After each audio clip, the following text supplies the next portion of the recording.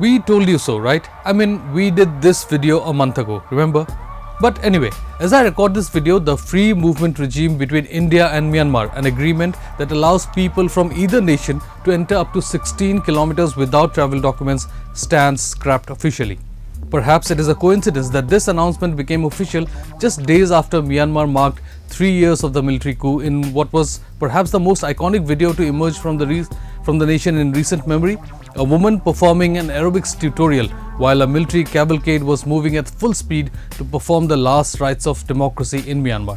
Since then, so much has happened in Myanmar that will need its separate video. But for now, while we will touch upon it, we will focus more on how it has impacted India and especially the three northeastern states of Nagaland, Manipur and Mizoram.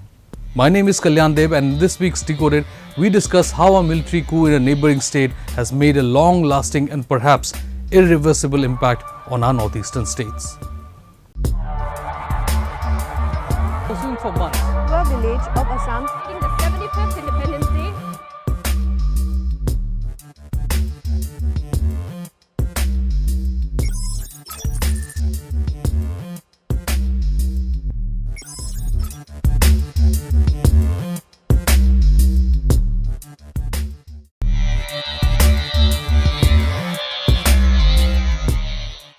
When we look at February 2021, we see that India at that time was in a rather complex position. The first wave of COVID had slowed down. Here in Assam, we were getting all ready for the upcoming assembly elections, and the tsunami that was the second wave of COVID was gathering momentum. Amid all that, the coup in Myanmar, at least initially, came as a mild shock. But for those who had been following the developments in the country, this was not very surprising. Let us not forget that the military in Myanmar works very differently from our military, and they had been in power for a long time before too. It also became very clear pretty early that India was going to practice the art of non-interference while taking the safe and secure line of "we call for peace in Myanmar." No one who understands Myanmar expected the coup to vanish anytime soon, and that has been proven to be true. But it also became pretty clear that India was not going to stay immune from this development. As of 2024, the coup is still there, but rebel outfits have caused heavy casualties to the junta. But unlike in the past, the people of Myanmar have challenged the 2021 coup with historic defiance, persistence and organization. India, of course, cannot act like it cared beyond a point. The centre throughout this coup has maintained a cordial relationship with the military, and our ministers have and continue to visit the country, which is understandable given how deeply invested India is in the country. India is the 11th largest foreign investor in Myanmar with a total investment of $1.736 billion between April 2000 and March 2023. Total merchandise trade between India and Myanmar has reached $1.76 billion in 2022-2023 on the back of rising imports from Myanmar. The Kaladan multimodal project alone is worth $500 million. But we have been impacted nevertheless, and well, the end of FMR is perhaps India's strongest message in this regard.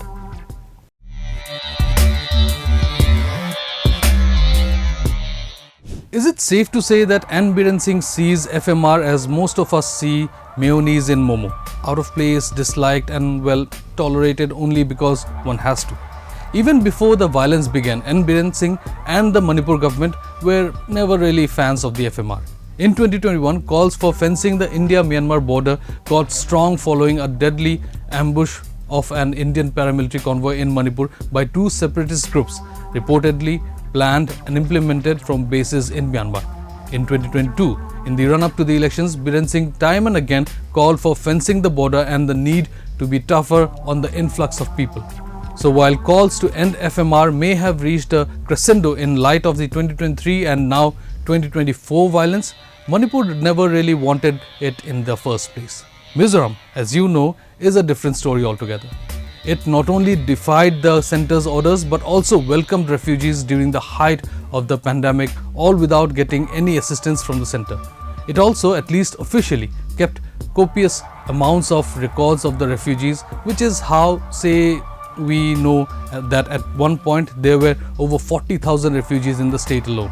I mean, call it kinship or just being human, but when a Mizoram minister says Myanmarese refugee children are being admitted to local schools since RTE is universal, you know that you are seeing a living example of borders cannot separate brothers.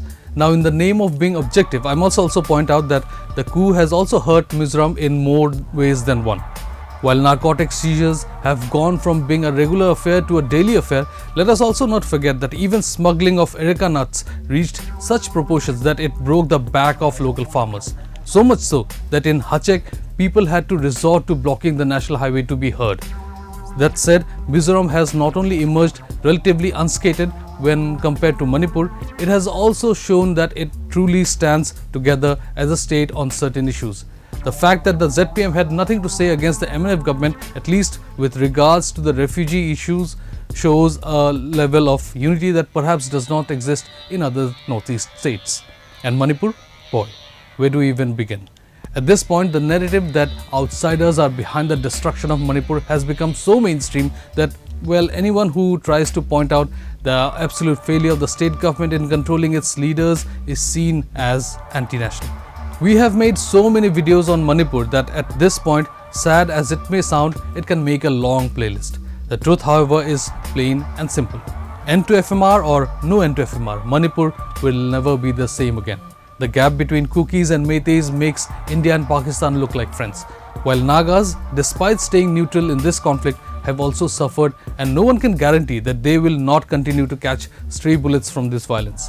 The Kuki MLAs, including those from the BJP, are unlikely to visit Imphal and even less likely to attend assembly sessions.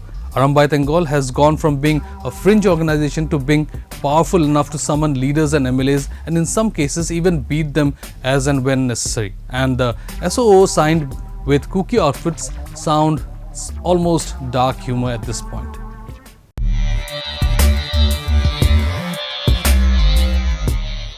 Will I sound overly dramatic if I say that I feel bad for Nagaland? Sample this. 13 people were killed in December 2021 and no one cares. The state opposes CAA like every other state, but again, no one cares. Even the CM, yes, the CM says AFSPA must be removed and, well, no one cares.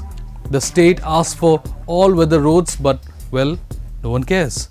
Now the state leaders have come out and made it clear in no uncertain terms, FMR is a lifeline for the border regions, and again, no one cares. This interview of Joel Naga got over 1,000 comments and over 1 lakh views, with most people lamenting how Joel Naga was almost alone in his fight against the scrapping of the FMR. Days later, the CM too joined in, saying he too opposed the scrapping of the FMR. All factions of the NSCN opposed this move, and so did the Eastern Naga People's Organization. Yes, ENPO, which 2 years ago spearheaded the demand for Frontier Nagaland. Remember Frontier Nagaland? Yep, no one cares. I mean, think of it. Nagaland has not been flooded with refugees from Myanmar, unlike Mizoram, and they are not fighting a civil war like Manipur. The Naga self-administered zone has remained largely peaceful during the entire coup, and if anything, the FMR has been a lifeline for thousands living in an area that, let us be honest, makes Kohima look like the first world. First, you separate families and communities by drawing an international border.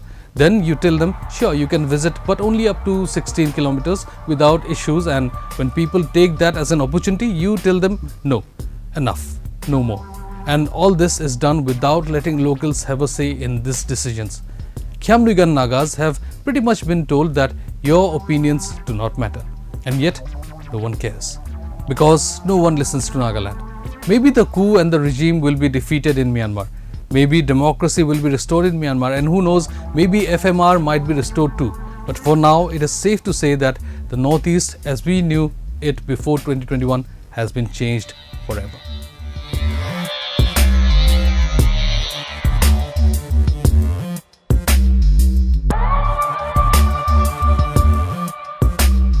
Don't forget to like, share, and subscribe to EastMojo. For any queries, put them down in the comments section below and press on the bell icon for notifications.